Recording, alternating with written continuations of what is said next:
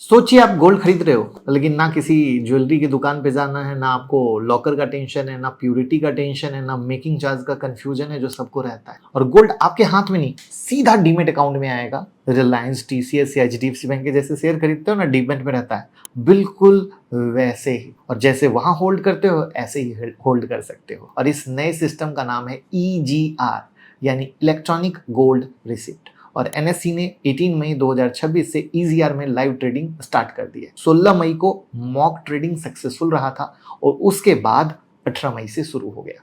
तो अब सवाल यह है कि क्या ये गोल्ड ईटीएफ से बेटर है? क्या इसमें एक्चुअल गोल्ड का ऑनरशिप मिलता भी है या नहीं? क्या फिजिकल गोल्ड वापस मिल सकता है अगर लेना चाहें? और क्या नॉर्मल इन्वेस्टर को इसमें पैसा लगाना चाहिए? बहुत आसान भाषा में बताऊंगा, लास्ट तक सुनिएगा क्योंकि आधा सुनने में आधा डिसीजन ले पाइएगा। शुरू करते हैं, लेकिन पहली बार आए हो तो चैनल को सब्सक्राइब करके बेल आइकॉन हिट कर लें। तो इंडिया में गोल्ड सिर्फ इन्वेस्टमेंट नहीं है, इमोशन है। शादी हो, फेस्टिवल हो, इमरजेंसी हो या इन्फ्लेशन का डर हो, इंडियन फैमिली गोल्ड को सेफ एसेट मानती है। लेकिन फिजिकल गोल्ड की प्रॉब्लम भी कम नहीं है। ज्वेलरी लो तो मेकिंग चार्ज, घर में रखो तो चोरी का डर, लॉकर में डालो तो रेंट, राइट, बेचने जाओ तो प्यूरिटी या रीसेल वैल्यू का इशू। इसी प्रॉब्लम का मॉडर्न सॉल्यूशन है ईजीआर। सिंपल लैंग्वेज में बोले तो ईजीआर को आप फिजिकल गोल्ड का इलेक्ट्रॉनिक प्रूफ कह सकते हैं, क्योंकि मान लीजिए physical gold SEBI regulated vault में डिपॉजिट होता है। वॉल्ट मैनेजर उसका वेट और प्यूरिटी वेरीफाई करता है और उस गोल्ड के बदले एक इलेक्ट्रॉनिक रिसिप्ट इशू होती है। तो ये रिसिप्ट डीमेट अकाउंट में क्रेडिट होती है और इसी रिसिप्ट को ईजीआर बोलते हैं। यानी ईजीआर कोई फेक डिजिटल नंबर नहीं है, इसके पीछे एक्चुअल फिजिकल गोल्ड स्टोर होता है। EGR direct ownership of physical gold को रिप्रेजेंट करता है। जबकि अगर हम गोल्ड ईटीएफ में बात करें तो गोल्ड ईटीएफ में इन्वेस्टर म्यूचुअल फंड यूनिट को ओन करता है जो गोल्ड प्राइस को ट्रैक करती है। यहां तक उम्मीद करता हूं क्लियर होगा। तो अब कौन कौन से इसमें प्यूरिटी है? तो ईजीआर में 999 की प्यूरिटी यानी 99.9% की प्यूरिटी है। 995 यानी 99.5% की प्यूरिटी है। और इसमें डिनोमिनेशन में भी मल्टीपल है, 100 ग्राम, 10 ग्राम, 1 ग्राम, 100 मिलीग्राम। और एनएससी जब सिंबल सर्च करोगे तो gold 100 Z99, gold 10 Z99, gold 1 G99, gold 100 M G99। और सेम कहानी 995 प्यूरिटी में भी है। फायदा सिंपल है, आपको गोल्ड इन्वेस्टमेंट के लिए हमेशा 1,50,000 रुपए की जरूरत नहीं।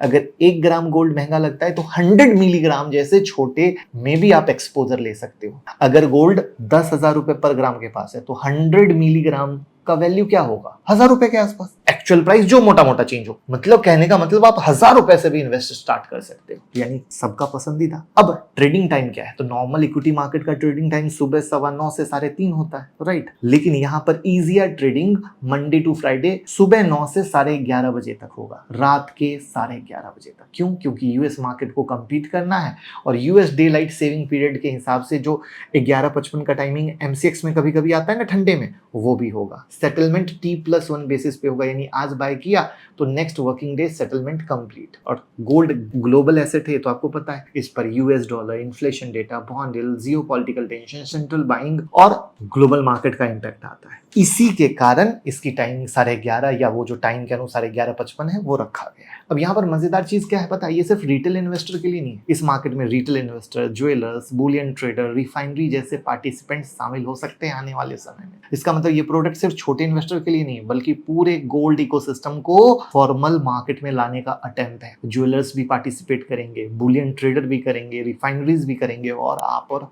हम भी करेंगे। यहाँ पर जो सबसे स्ट्रॉन्ग पॉइंट है ना ईजीआर का, वन नेशन वन प्राइस वाला पॉइंट। आज इंडिया में गोल्ड का प्राइस सिटी टू सिटी अलग चलता है, jeweller to jeweller rate difference होते हैं, प्यूरिटी और चार्ज को लेकर कंफ्यूजन है। यहाँ पर हम इस बात को बेहतर जानते होंगे, कमेंट में बताइएगा कितना नाटक मचा हुआ है। लेकिन एक्सचेंज बेस्ड गोल्ड ट्रेडिंग से प्राइसिंग ज्यादा ट्रांसपेरेंट हो सकती है। जैसे स्टॉक मार्केट में रिलायंस का प्राइस आप जहां देखें, लखनऊ में खोलें, दिल्ली खोलें, मुंबई खोलें, एक जैसा है ना, वैसे ही फ्यूचर में गोल्ड प्राइसिंग भी ज्यादा ट्रांसपेरेंट हो सकती है। यानी ईजीआर का इंपैक्ट बहुत बड़ा होने वाला है आने वाले समय में। और गोल्ड मार्केट को स्कैटर्ड सिस्टम से निकालकर ट्रांसपेरेंट एक्सचेंज सिस्टम में लाने की कोशिश हो रही है और इसके लिए मेरा सैल्यूट है। अब सबसे बड़ा सवाल आप पूछ सकते हैं कि क्या ईजीआर को फिजिकल गोल्ड में कन्वर्ट कर सकते हैं? बिल्कुल कर सकते हैं। ईजीआर का सबसे बड़ा जो डिफरेंस है ना यही है, गोल्ड ईटीएफ में नॉर्मल इन्वेस्टर को फिजिकल गोल्ड डिलीवरी जनरली नहीं मिलती, लेकिन ईजीआर में फिजिकल रिडम्पशन फैसिलिटी अवेलेबल है। यानी आप EZR को डीमेट अकाउंट में होल्ड कर सकते हो, एक्सचेंज पर सेल कर सकते हो और प्रोसेस फॉलो करके जो इसका प्रोसेस है फिजिकल गोल्ड बार में कन्वर्ट कर सकते हो। लेकिन यहाँ इंपॉर्टेंट वार्निंग है, फिजिकल डिलीवरी फ्री नहीं होगी। फिर वो जो वॉल्ट में रखा गया उसकी चार्ज आएगी, ट्रेडिंग चार्ज आएगी, डिलीवरी चार्ज आएगी, मतलब GST, ऑपरेशनल प्रोसीड्यूर, कई कहानियां आने वाली है। तो EZR का मतलब ये नहीं कि आज बाई किया और कल फ्री में गोल्ड घर आ जाएगा। फिजिकल डिलीवरी पॉसिबल है, लेकिन चार्जेस और तरीके को समझ के डिसीजन लेना पड़ेगा। और जैसा कि ये नया प्रोडक्ट है तो आपको पता ही है कि बहुत सारी डिटेल धीरे धीरे आती है। अब मैं यहाँ पर EZR वर्सेस गोल्ड ETF के कंफ्यूजन को क्लियर कर देता हूँ। तो देखिए, गोल्ड ETF क्या हुआ, एक म्यूचुअल फंड प्रोडक्ट हो गया। AMC गोल्ड होल्ड करती है, इन्वेस्टर ETF यूनिट होल्ड करता है, ETF का प्राइस गोल्ड के प्राइस को ट्रैक करता है। वहीं पर EZR direct ownership of vaulted physical gold को रिप्रेजेंट करता है। आपके डीमेट में रिसिप्ट होती है, gold SEBI regulated vault framework में स्टोर्ड होता है। EZR में डायरेक्ट ओनरशिप होती है, फिजिकल रिडेम्पशन और नो AMC एक्सपेंस रेशियो का एडवांटेज होता है, जबकि गोल्ड ETF में एक्सपेंस रेशियो की भी कहानी होती है।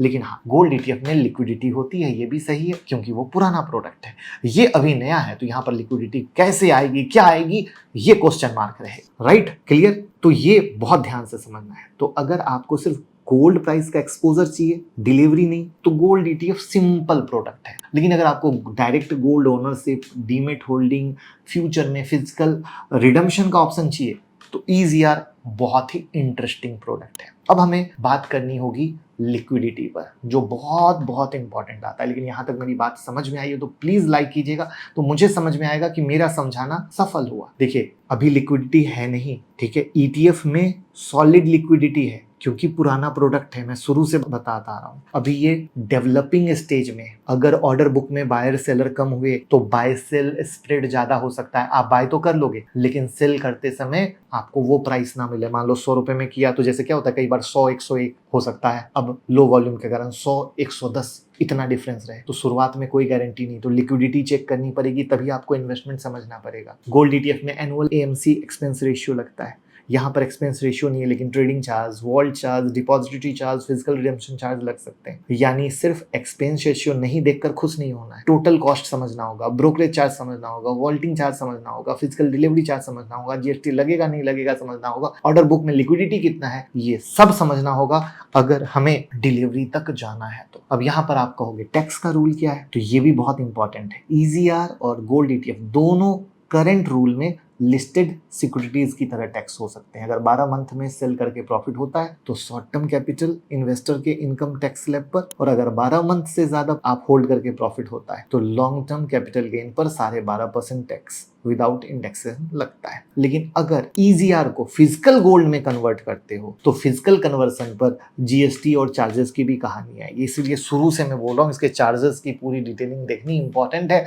और इसीलिए इससे रिलेटेड आपको CA वेरीफाई करना पड़ेगा, क्योंकि नए प्रोडक्ट में भैया बहुत सारी चीजें होती हैं जो डिटेल में समझनी होती है। अब इसमें जो सबसे इंटरेस्टिंग पॉइंट आता है कि EZR NSE पर लाइव हो गया है, लेकिन हर ब्रोकिंग ऐप पर स्मूथ एक्सेस मिले ये जरूरी नहीं है। इन्वेस्टर को अपने ब्रोकिंग ऐप पर EZR सिंबल सर्च करके चेक करना होगा। जैसे आप ग्रो पे कर सकते हो, आप जीरोधा पे कर सकते हो, और वहां पर मैंने सिंबल क्या बताया था, gold 1Z99, gold 10Z99, gold 100Z99, gold 100M Z99। Product नया है, इसलिए इन सब चीजों को चेक कीजिएगा। ये नहीं कि आपने वीडियो देखा और पैसा लगाया।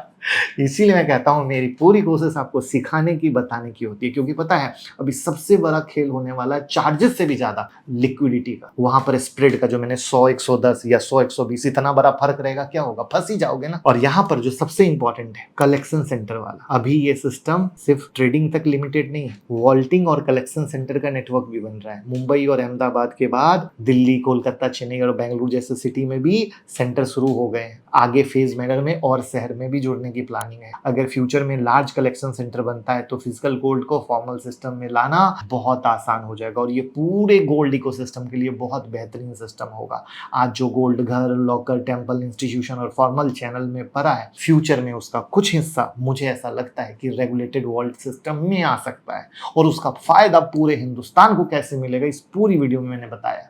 और इस न्यूज़ का रियल इम्पैक्ट सिर्फ इतना नहीं है कि एक नया प्रोडक्ट लॉन्च हो गया है, बड़ी बात यह है कि इंडिया का गोल्ड मार्केट धीरे धीरे फॉर्मल हो रहा है। आज गोल्ड का बड़ा हिस्सा घर, लॉकर, ज्वेलरी फॉर्म में पड़ा है। अगर ईजीआर पॉपुलर हो गया ईटीएफ की तरह, तो गोल्ड भी शेयर की तरह ट्रांसपेरेंट एक्सचेंज बेस्ड एसेट बनेगा। प्राइस स्क्रीन पर दिखेगा, ओनरशिप डीमेट में होगी, गोल्ड वॉल्ट में सेफ रहेगा, ट्रेडिंग एक्सचेंज पे होगी, और रेगुलेटर तो सेबी है ही है जो बहुत बेहतरीन काम कर रहा है। यानी गोल्ड मार्केट का आने वाले वक्त में स्ट्रक्चर बदल सकता है, क्योंकि गोल्ड का पहले मतलब था ज्वेलरी की दुकान या फिजिकल स्टोरेज या लॉकर, और फ्यूचर में गोल्ड का मतलब होगा डीमेट अकाउंट, एक्सचेंज प्राइस और इलेक्ट्रॉनिक रिसिप्ट लो, मस्त चैन की नींद सो जाओ। लेकिन एक्साइटेड होने की भी जरूरत नहीं है, रिस्क भी है। रिस्क सबसे पहला है लिक्विडिटी का, क्योंकि बार बार बोलूंगा प्रोडक्ट नया है। अगर बायर सेलर कम हुए, बाय सेल स्प्रेड ज्यादा हुआ तो कोई फायदा नहीं होगा।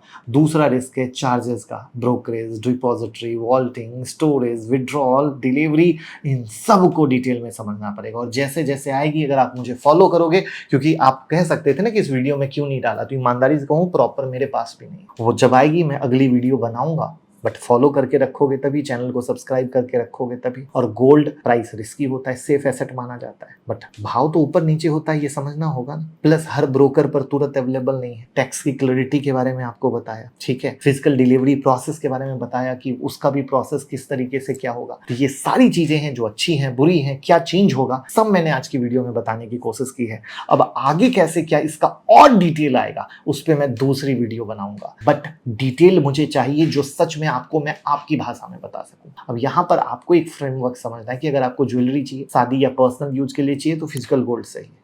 अगर आपको गोल्ड प्राइस का एक्सपोजर चाहिए और डिलीवरी की जरूरत नहीं है, तो गोल्ड ईटीएफ सही है। एकदम क्लियर कट बता रहा हूं, ठीक है। और यहां पर अगर डिलीवरी भी चाहिए और यहां पर अगर वॉल्यूम आ जाता है, स्प्रेड घट जाता है, तो फिर ये नया प्रोडक्ट सही है। अब आप बताओ आप क्या लेना पसंद करोगे, और वीडियो को शेयर करके सबको इंफॉर्मेशन दीजिए। जय हिंद, जय भारत।